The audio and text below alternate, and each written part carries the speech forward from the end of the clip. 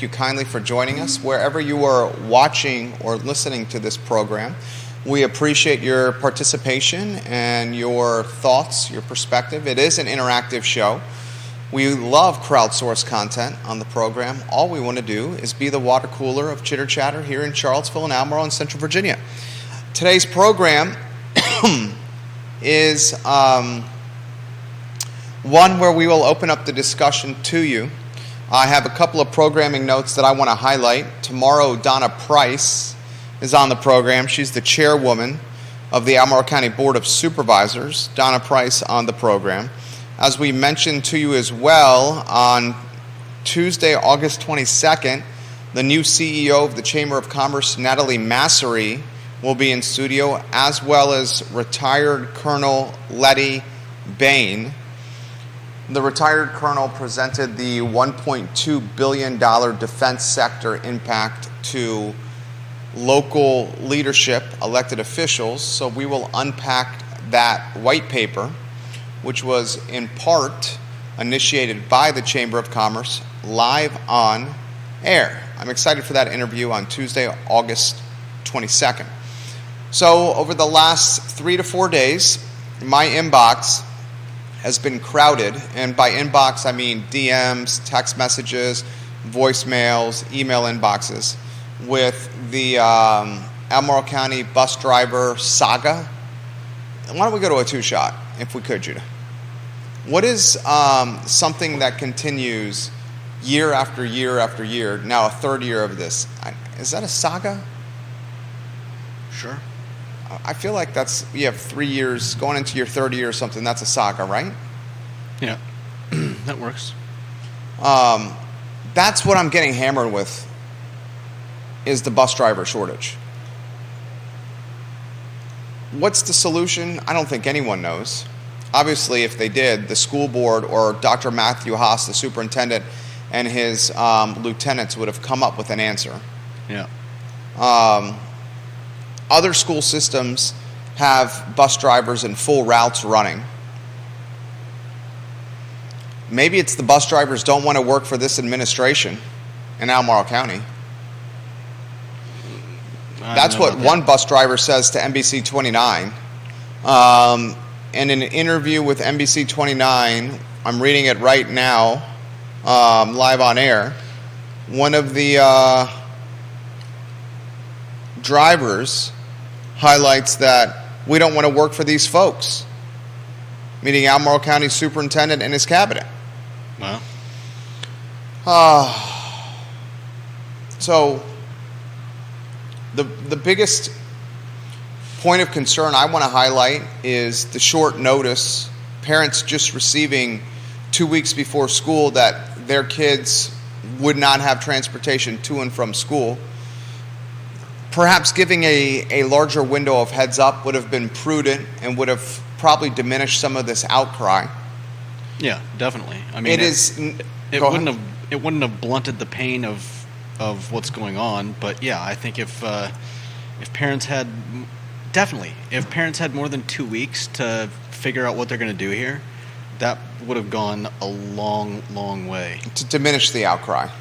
So managing of the optics, the brand, the perception, the communications is not Albemarle County Public Schools' strength. They've proven that yet again. They proved that with how they handled the JV football team hazing incident, where they pretty much just buried their head in the sand and hoped it went away. Yeah. It's happening with the bus driver shortage. I do want to highlight this. It's not a problem that's unique to Albemarle, and I know that's not any saving grace for the families that are in the problem, but it is not unique to Albemarle. Right. And we do empathize with the families that rely on bus transportation because the parents work and they can't get their kids to and from school themselves. Yeah. So parents, we will continue to fight this fight for you. The school board is set to meet tomorrow, Thursday, August 10th, at the county office building. I would imagine you're going to see a lot of frustrated parents at that meeting. And the first day of school, I believe, is Wednesday, August 23rd for ACPS. Wednesday, August 23rd. Yesterday's chatter on Dairy Market resonated with quite a few people. We know that NIMBYism shows its head in a lot of different ways. Is this really NIMBYism? That's the question I was going to ask.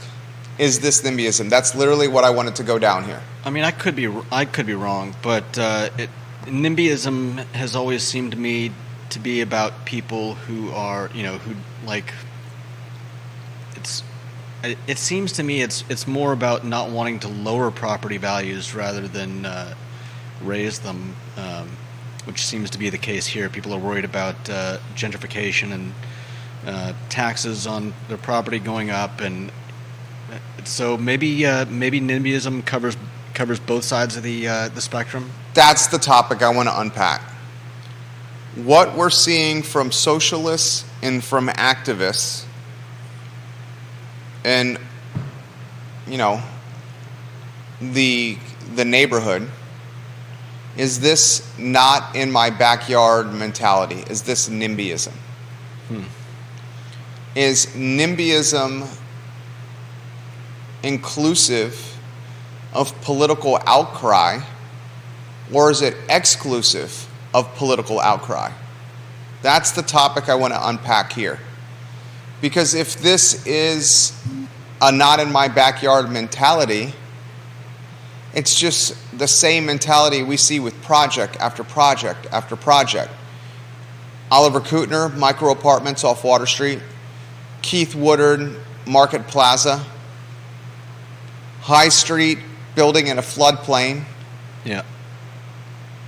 Stribling Avenue, fighting over sidewalks off Jefferson Park Avenue. Dairy Market, 400 apartments for the community, a community that undoubtedly needs housing. Mm-hmm. Is this a not in my backyard mentality from the activists and socialists and neighborhood that are fighting against it? I'm curious of your thoughts and your opinion on that topic, viewers and listeners. Vanessa Parkhill watching the program says, you guys nailed it. It's the bus drivers choosing to not want to work for ACPS is what it appears to be happening here.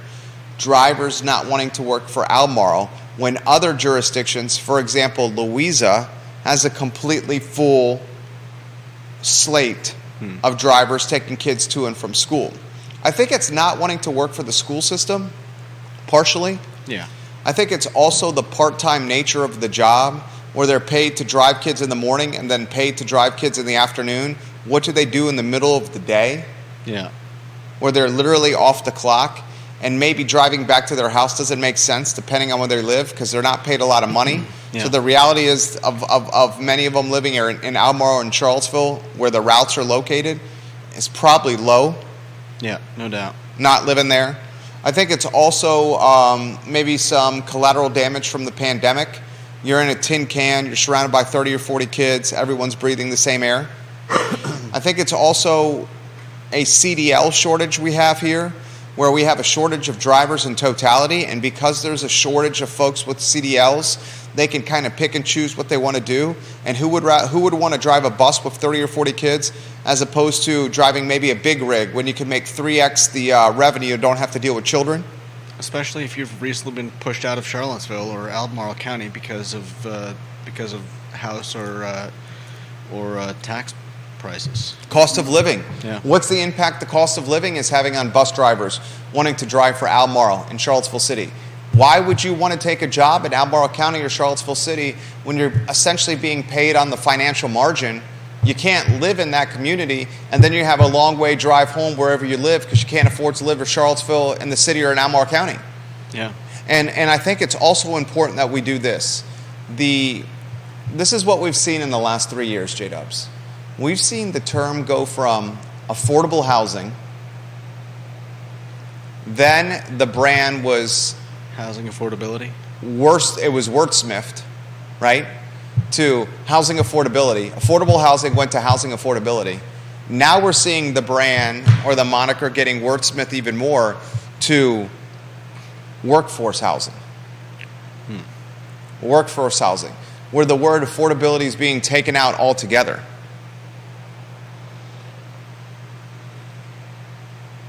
makes me question what kind of housing we're talking about now. I mean, housing affordability and affordable housing, it seems to be talking about housing, but then you get into workforce housing, and it's like, okay, well, is that what is that? Is that Quonset huts and army cots? It's a good question. And have you noticed the demographic for the workforce housing is a very different demographic than for the affordable housing or the housing affordability? Workforce housing, let's create housing for teachers, firemen, police officers, nurses.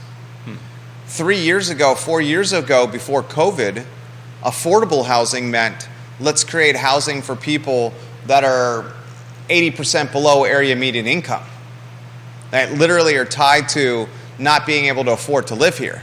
Now it's housing for folks that are working on the front line. Well, when everybody falls into that category, I guess you've got to change how you talk about it. No, I think what happened was the landscape changed. The market changed. It's like the same wordsmithing that was done with Joe Biden and his administration with the White House when he said, oh, no, technically we're not in a recession by the definition of a recession, where everyone in the country was like, dude, this is a recession. Yeah. So, I don't know. We're watching the wordsmithing happening with the brand. When does workforce housing become middle class housing? That's the next thing that's going to come down the pipe. 3 years ago, before COVID, before housing went gangbusters and took off like a rocket ship, it was affordable housing. Yeah. Then during COVID, as housing is taking off like a rocket ship, affordable housing went to housing affordability. Now that rocket ship has continued to escalate or get more expensive because there's no inventory, rates are high. Yesterday I talked about the Mortgage Bankers Association, or on Monday, talking about it's the most difficult time to qualify for a loan according to this association in 10 years. Yeah. Now it's changed to workforce housing. How much longer to that phrase now becomes we need housing for the middle class? Right. Is that what's next? I think we might already be kind of there. I mean, the middle class has been disappearing, if I'm not mistaken. There's been a rising gap between... Middle class is being whittled down like a number 2 pencil. The upper class is getting more robust in its numbers, and then the lower class is getting more robust in its numbers. Much more robust in its numbers. Much more robust in its numbers, absolutely. And then you have this demographic in the middle class, that's getting narrowed or shrunk. Yeah. And folks are escalating or climbing into the upper class ladder in large part, or stratosphere, in large part because of the significant equity they've accrued in their house. So their primary asset, their home, is now worth more value to them than ever before. It's more valuable to them than ever. I would say people in the upper class are probably have more than one house or one property that they're gaining. You think that somebody owning a single house, their equity in that house is sending them into the upper class? What is the upper class threshold? Upper class... I mean, I would argue that there are probably people making in the multiple hundreds of thousands of dollars who are still... Here's the number for you, ready? Sliding out of the middle class because of the cost of things. Lower income households. This is according to U.S. News and Money. Lower income households had income less than $48,500 in totality with 2 working parents. $48,500. Okay. Upper income households had incomes greater than $145,500. $145,500. That's the low end for upper class? Yeah, $145,500. The area median income in the Charlottesville Albemarle area is like, if memory serves, it's like $111,000. Yeah, it's absurdly high. So if the area median income for the Charlottesville Albemarle area is 111,000, and the threshold, the bottom threshold for upper income households is 145,500, I would say a large portion of 145,500, even a large portion of those that are earning in the twos, do not have two homes. I'm sure they don't, and I question the numbers. I don't question the numbers there, but I question their metric for finding those numbers. I mean, what's I'm sure that there are people that are making decent money who are, depending on their their layout, I don't know how to put it.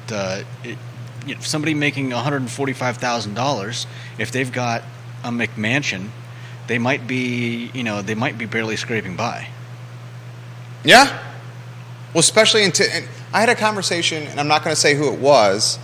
I believe the gentleman is watching the program now. I had a conversation with a upper 20s, very well employed, intelligent individual that we're going to start doing some business with. He's our point of contact for it, and he's got a 1-bedroom apartment in Albemarle County. That 1-bedroom apartment in Albemarle County, we're talking $1,450 a month in rent. $1,450. 1 bedroom. 1 bedroom, 1 bathroom apartment in Crozet, $1,450 a month. $1,450 a month. Okay, and he made this comment: I'm making more money in 2023 than I was in 2019. But he's got less take home. But I have less take home, and the bills are stacking up more than they ever did in 2019. So that's the thing. You can look at a chart that says that this is upper class and this is lower class, but I feel like the gap between the two is widening, and a lot of people that may technically qualify as upper class are not doing as well as some might imagine. Now, I think that's 1,000% now true. perhaps your friend could leave Crozet. Crozet might be at the higher end of the market, and he could find something lower.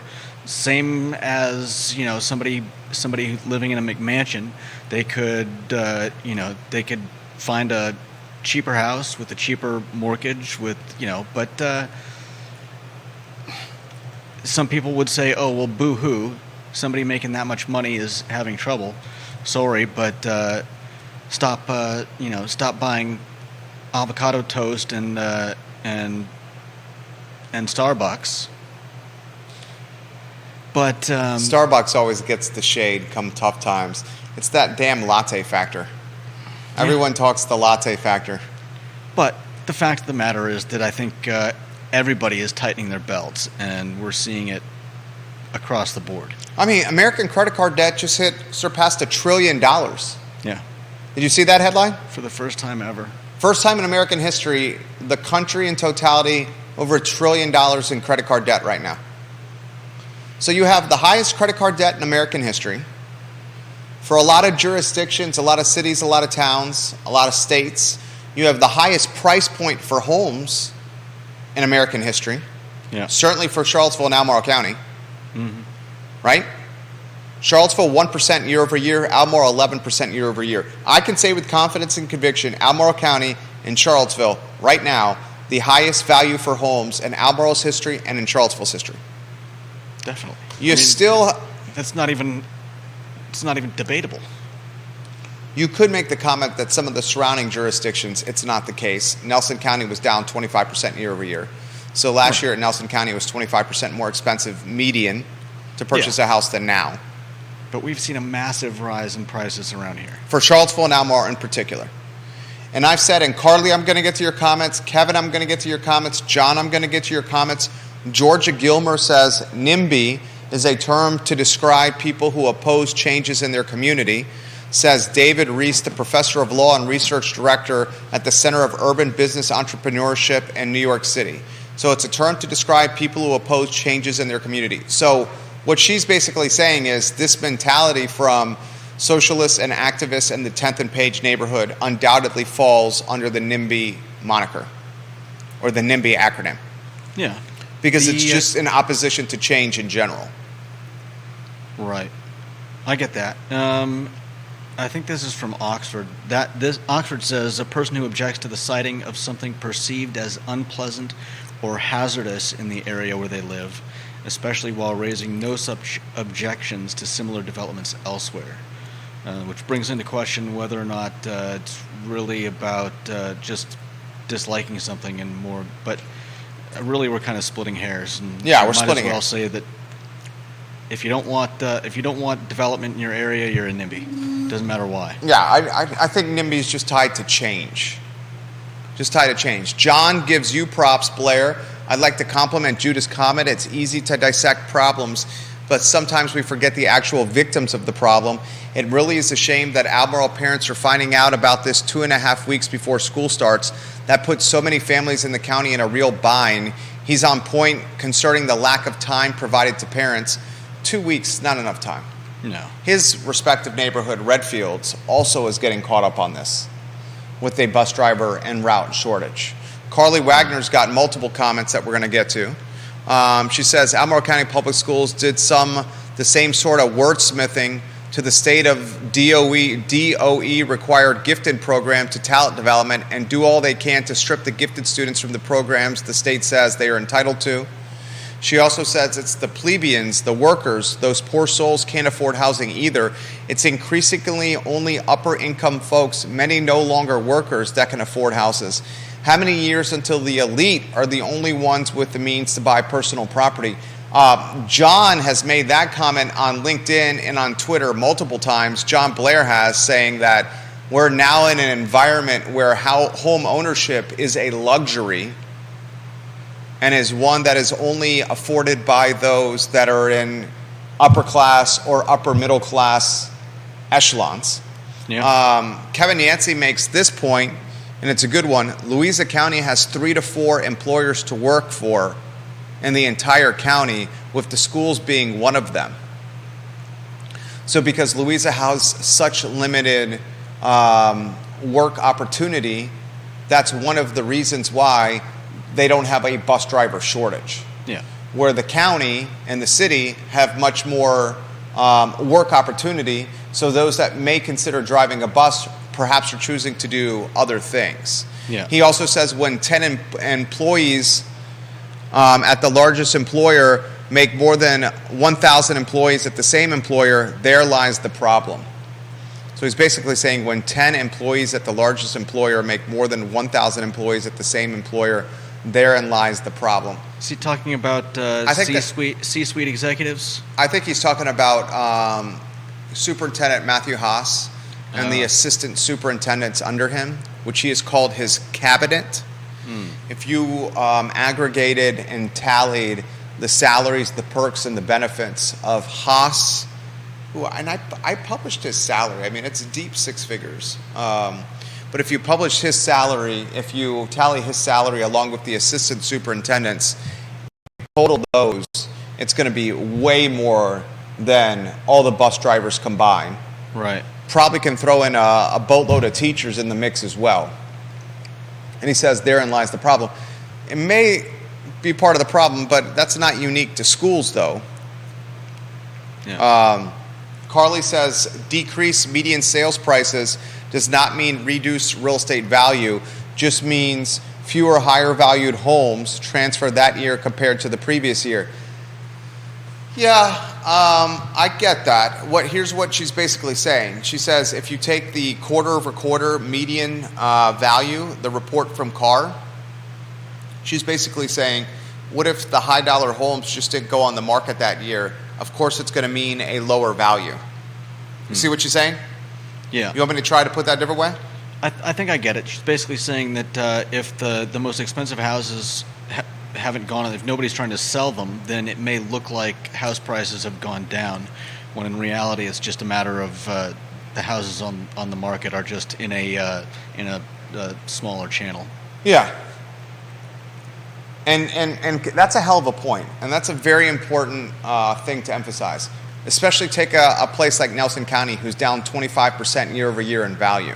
Yeah, it may be that there are some expensive houses that aren't going on the market, and it just looks like, and so the lower end houses are getting put up, and it skews the numbers. That skews the numbers, and there could be some truth to that, because if you are in a top dollar home and you secured that top dollar home before COVID, yeah, or in the early stage of COVID, your home, the price points on those top dollar homes have escalated dramatically. So even if you sell your home today and take advantage of the significant stacks of equity that you've accrued, you're still buying something else at today's top dollar, at today's top interest rate, in an environment that has no inventory, at a time where qualifying for mortgages has been as difficult as it has been in the last 10 years, according to the Mortgage Bankers Association. That's a damn good point, Carly. And a person with I guess, let me put it this way: wouldn't a person with a large enough house with enough equity in it be able to find a way to use that equity without selling the house? In other words, if they wanted to get out of the house and get into something else, they could maybe leverage the equity in their home to get a second house and wait for the market to become more advantageous to sell off the main home.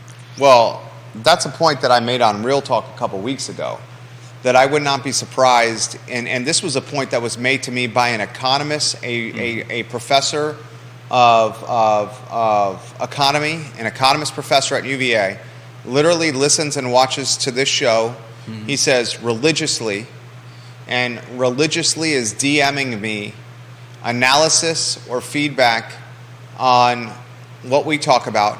Mm-hmm. This is an econ professor at UVA. I will say it is not Ken Elzinga, but it's another known commodity econ professor at the University of Virginia, and I'll leave it at that.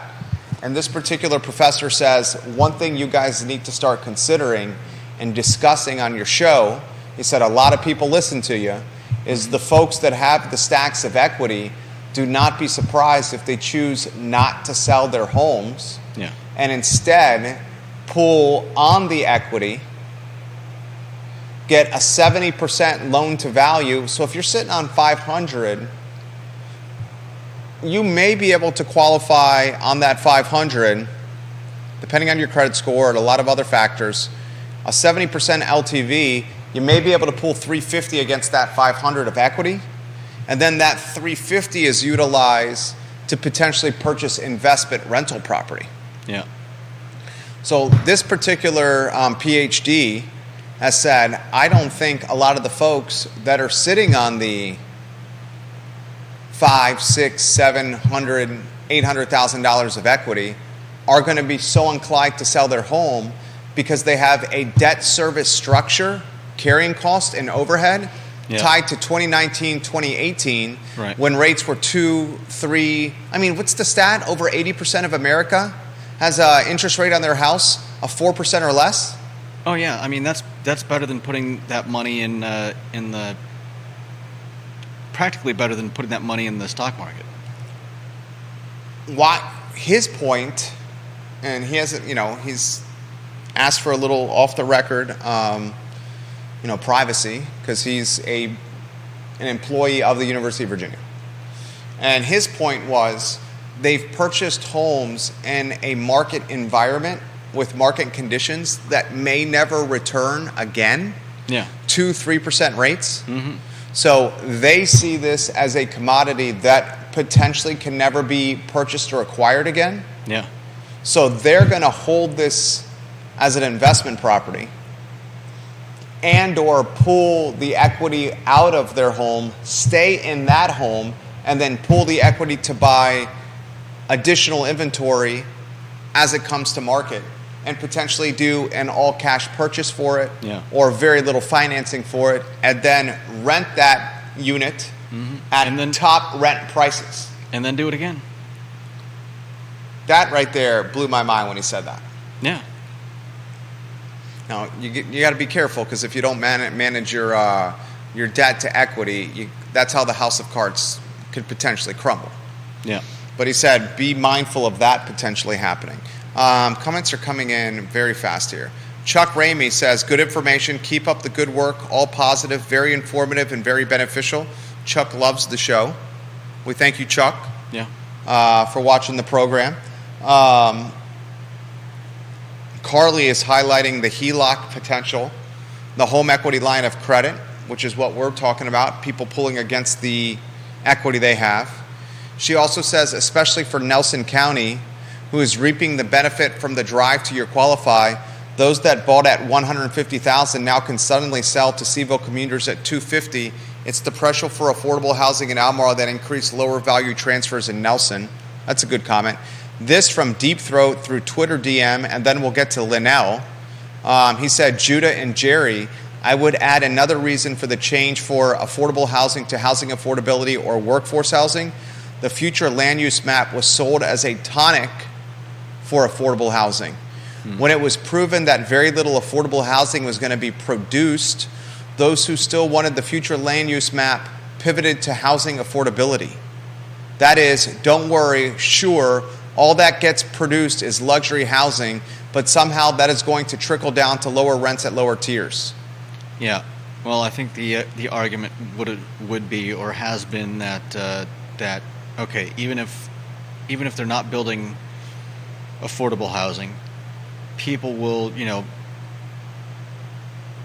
move up into that expensive housing, moving out of their less expensive housing, thereby making space for people that can move up into that housing and leave their less expensive housing, and so on and so forth down the line. But if we've got hundreds, if not thousands, of people moving into our area because of increased students at the school, because of the biotech lab, and things like that, then I don't think that's going to have much effect. Carly says what you guys are talking about is absolutely happening. Many in her personal sphere, her personal network, are continuing to move up to the bigger homes, but they're holding on to their current or previous homes as positive cash flow rentals and only plan to sell when kids go to college or when the property is owned outright. I think you're going to further see inventory throttled in this market. Yeah, it's a great investment. I mean, housing prices are going up, and if you've locked in a 2 or 3.5 rate, where are you going to find that? Where are you going to find? You may never find that again. Where are you going to find money growth and a low rate like that? I mean, it really is probably better than the stock market. I'll put this in perspective. This business was launched where, Judah? Well, when I came on, it was in your office. It was launched at the Villas at Southern Ridge, a 3-bedroom, 2-bath condo down 5th Street Extended in a former apartment conversion. Mm-hmm. This apartment complex, or the previous apartment complex for the Villas, was the place you did not go after hours. And then the developer, Bart Fry from Virginia Beach, comes in during the 2007-2006 peak of the market and converts the apartments to condos, opens up a sales office in one of the condominiums, and starts selling units at $185 a unit for a 3-bedroom, 2-bath. Then the market hit the crapper. And those units that sold for, trust me, I got in phase 1 at $185. Those units then fell to $125.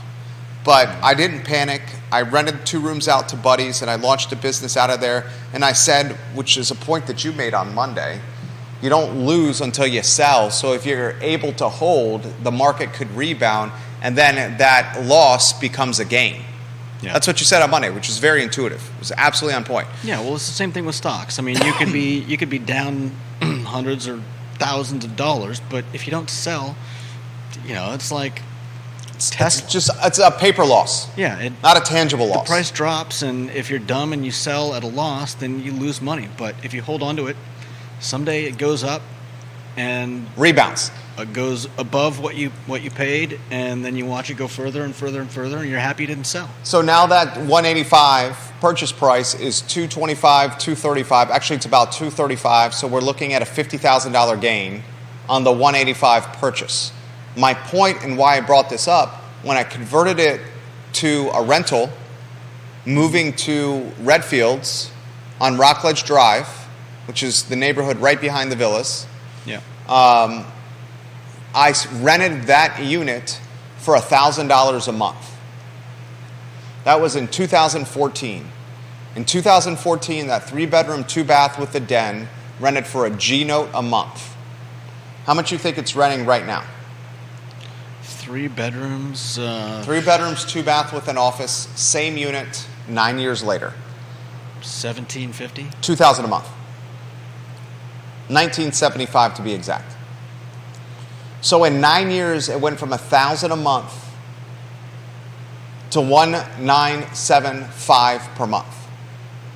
Yeah. The tax base hasn't changed on it really. The overhead and maintenance hasn't changed on it really. And if everybody's doing that, then nobody's getting affordable housing. And if everyone's doing that, and mine's below market, others in there are running for $2,100, $2,200. I keep it below to keep it full. So you got a marketplace, a free market 9 years ago that was at $1,000 a month. Now it's at $2,000 a month, $2,100 a month, $2,200 a month. And those that own those rental properties, their taxes haven't really upticked. Right. Maybe you're spending a little bit more on labor for repairs because the labor market's changed, but it's minimal. That's an example right there of how holding and owning these properties in Albemarle and Charlottesville are cash cows, money printers. Yeah. Comments are coming in fast. Jason Howard on Rio Road. When I was younger, one had to camp out overnight to get a spot in the kindergarten class of the local Catholic school. With Albemarle's continuing problems with schools, what are you hearing as far as enrollment in private schools in the county? This is always a hot topic or a hot button issue with detractors and naysayers of the show. Detractors and naysayers of the show say I'm a huge proponent of private schools to the detriment of public schools. And I call bogus on that. We talk about the public schools, the transportation issues, the leadership issues, the curriculum concerns, the lack of transparency and accountability with communication to parents amongst teachers and administrators, because we want to see the public schools do well. We want to see the public schools do well. Now, if the public schools for a third straight year cannot solve the transportation issue, that is one of the amenities that public schools have over private schools. Find me a private school in this area that's busing kids to and from schools on bus stops from their house. You're not going to find one. So for families that are working, moms and dads, mommies and mommies, daddies and daddies that are working, that can't get their kid to and from school because their work schedule prevents it, the public school is very appealing because the transportation is provided. Yeah. Now that those routes and those drivers aren't being provided by Albemarle and Charlottesville at the same frequency and clip that they were before COVID, 2018, 2019, that amenity is not as robust or as strong as it once was. Yeah. And as the public school starts whittling down its amenities or its offerings, then of course the value proposition of the private school becomes more, I don't know if tangible is the palatable. right word. Palpable? I don't know. Palatable. I don't know if that's, I don't even know, maybe it's considered even more. You still have to overcome the cost of tuition. Yeah. But one thing you do some research here. The tuition assistance at a lot of the schools around here is very real. Yeah. It's very real. I mean, just go to the websites and research. Comments coming in fast. I love you guys. This is a good one from Kevin. he was talking about the C-suite making so much compared to the rest. Kevin said the COO and the CEO of UVA Health make $817,000 annually, yet the average employee salary at UVA Hospital is $37,400, according to a 2022 report. Yeah. Jonathan, on a different page from Jason Howard, says, to add more to what Jason just commented on your show, Jerry, why doesn't the bus driving situation and the routes become a lottery system or some kind of camping out like you would to get tickets to a concert? So Jonathan basically said, with the routes and the lack of bus drivers and these 900 families that were just contacted, why don't we somehow incentivize them to win a spot on one of these buses or routes by camping out like you would for a concert to get tickets and you're first in line? Win? You mean like kids, some kids would make it on the bus and some wouldn't? I guess what he's basically saying, you know when you try to get concert tickets? Yeah, you get up early. I mean, it's the same thing with like Black Friday, where everybody's standing out, winding, around the block at Best Buy or wherever. Yeah, or like at when the ABC store on certain days, the liquor drops and the high-end bottles of booze, the bourbon collectors, the scotch collectors, a lot of times are camping out there or hours beforehand to get the bottles before everyone else. Yeah. I would counter by saying this: a bus route system is not like a concert ticket system. And shouldn't be, especially not with kids. And especially should not be. When you might be talking about, extreme high or low temperatures, what you're going to send a kid out to wait, and what happens if they don't make it on? Well, and let's just talk about efficiencies. The routes are set up with a mindset of efficiencies, right? I would hope. I hope to God. I know, God. Let's hope to God. I honestly don't know anything God, about I hope bus routes. Almarl's doing it that way. But the routes, you can't just camp out for a spot on a bus and win it like you're buying a concert ticket or winning a lottery or buying a bottle of like Eagle Rare bourbon, because the routes are trying to maximize as much kids on a bus as possible. Yeah. The unfortunate aspect of this, it's the kids that are kind of in the outer portions of Albemarle that are going to suffer the most, because the outer portions of Albemarle have the longest ride and are the least densely populated areas. Right. So if you're looking to cut a stop, you're going to cut a stop where it takes the longest to get there. Yeah, you're picking up and there's not enough kids. You're picking up two kids. And picking up one or two kids. 20 minutes to get there. That's why my buddy in Blenheim reached out to me. He's like, dude, my kids are getting shafted again. Yeah. Part of it is the location of where they live. Another example is Kevin Higgins is always texting us about the buses in Greenwood, right? Greenwood's one of the furthest portions of Albemarle County. I mean, the kids that are in the Afton portion of Albemarle, right on the Albemarle-Nelson line, yeah, they're going to get shafted. Yeah. Blenheim's going to get shafted. Greenwood's going to get shafted. They're going to prioritize dense areas where they can pick up a bunch of kids at one stop. Right. And it's the shortest drive to the school. Mm-hmm. It's not equitable, but it's doing the best they can with what they got, I guess. It's like bus route triage.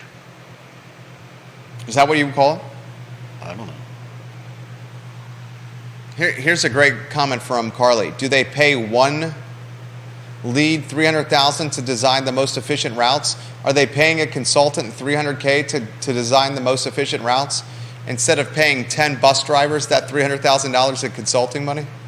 That's a good question. God, that's a great question. You never know. Someone should look into the Albemarle County School budget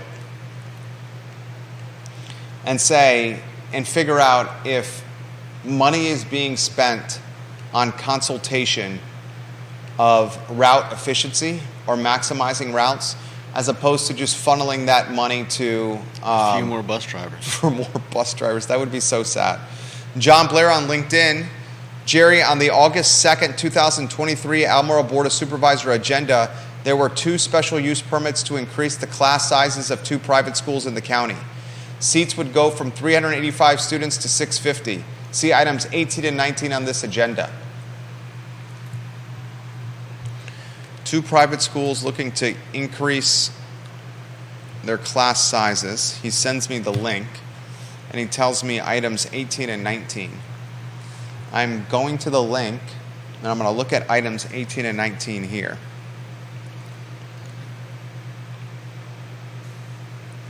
Community Christian Academy,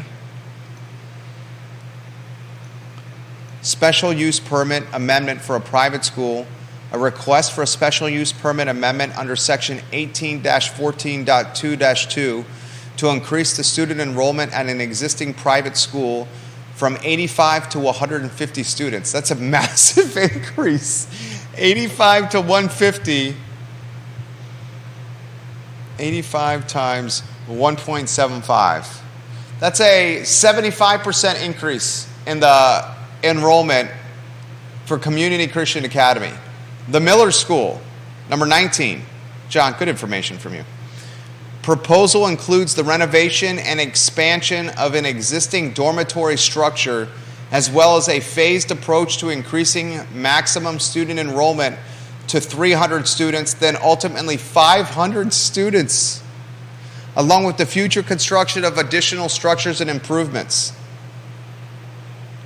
So you have 2 private schools right now seeking special use permits, the Miller School and United Christian Academy, to massively expand their student bodies. They're not expanding their student bodies unless the demand is there. Yeah. And as you continue to erode amenities offered by the public school system, the thought of other options becomes more front and center. Yeah. I feel like that's fair to say, right? Yeah, of course. Right? I mean, someone's going to try to pick that apart and say that I'm trying to knock public schools, but I'm not. We're just being realistic, right? Yeah, the school, if any business starts offering less and less and less, then you're going to start looking for alternatives. That's not a bad idea from Deep Throat. They should do park and rides for kids in outlining areas. What I was going to say is if they had like one good person at each of the schools that had a good background in organization, they could organize parents in the neighborhoods. I mean, I'm sure there is somebody who can drive, and if you can start, I mean, when I was going to school, we didn't always. There were times when I walked, and there were other times when we had carpool. Yeah, a carpool. How far would you walk? I mean, the longest I walked was. Was this Maine? I went to school in California and Maine. Maine in high school. My last 3 years was probably the longest I walked. How far are we talking? It's probably a little over a You mile. don't have to give me the exact amount, just rough amount, over a so we mile. continue the conversation. A little over a mile? I'd say, yeah. Was there a temperature threshold where you did not walk a little over a mile one way to school? This is the old cliche. Yeah. Dad walked. It was uphill both ways. I know, in the snow without shoes on. Yeah. I think I fairly regularly got rides in the morning. Because it was coldest. No, just I think it was convenient. Okay. Somebody had a car, or and then eventually I had a car. But what was the temperature threshold? I mean, I think it was just. I think we usually got a ride in the morning. Would you walk in sub 10-degree weather? Portland, Maine doesn't have the extremes that some places in the north do because it's so close to the ocean. To the water. So we had some cold winters, but it was walking a mile home in the snow wasn't really that. You're not gonna get lost and somebody finds you in spring like thawing out,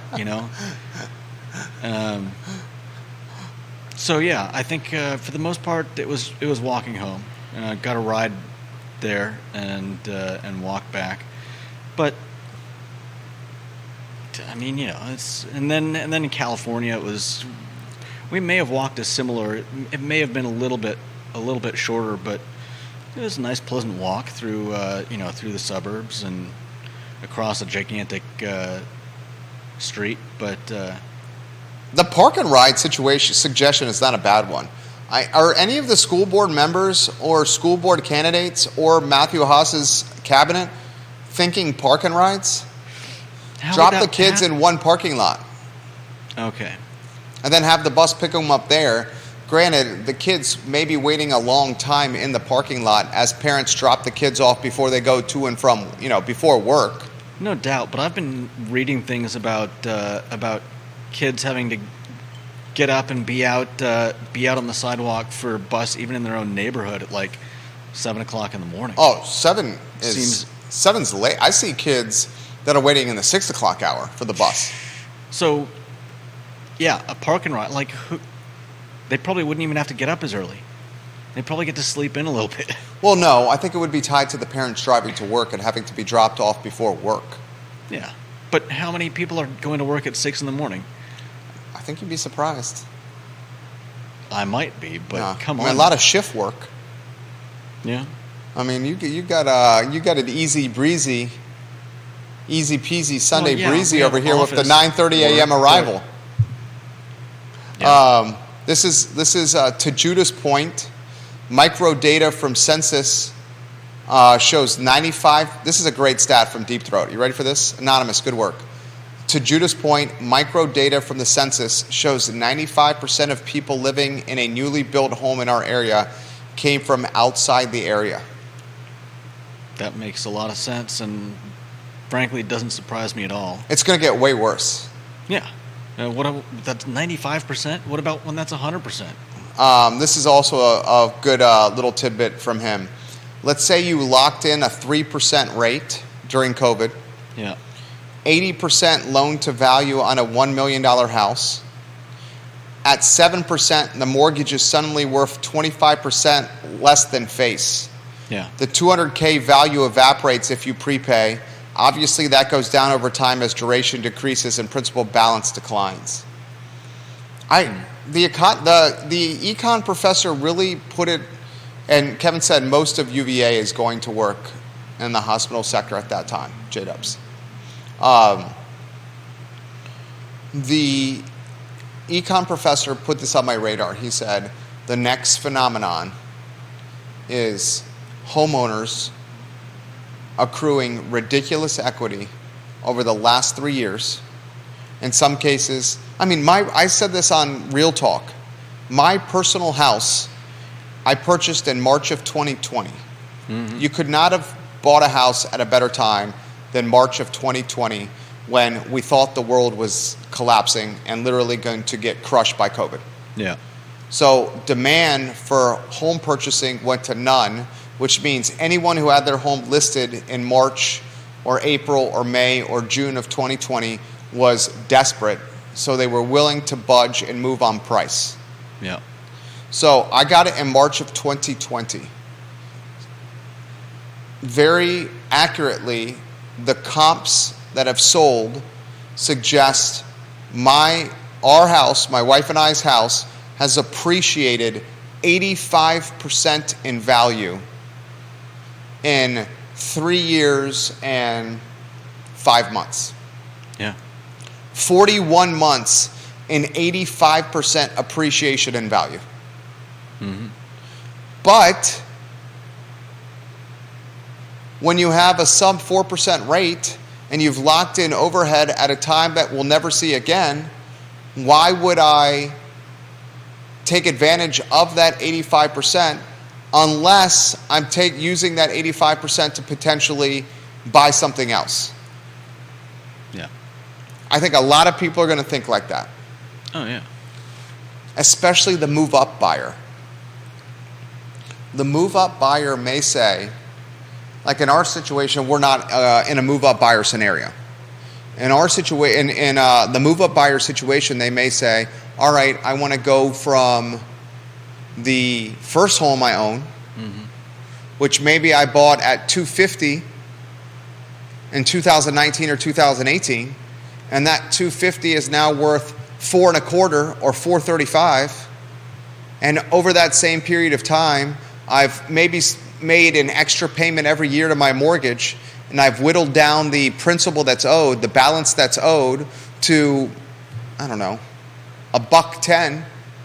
And now someone that had a 250, a 225 home that was purchased before COVID may owe $1.10, $1.15, $1.20, just pick a number. And that home right now has a refinance value of 4.25. Yeah. And then you're looking at equity of, call it, just for the sake of conversation, easy numbers, $300,000. You can HELOC $300,000. I want to be conservative and say, why don't I be conservative and say 70% LTV? You're talking about 210 pullout. Then you take that 210 and buy the next move-up home.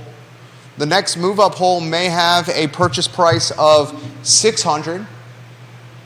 On that $600, you're putting 20% down, which is $120, leaving you a potential delta of $90,000 for improvements, or to bankroll, to chop down credit card debt, or to just put in an account.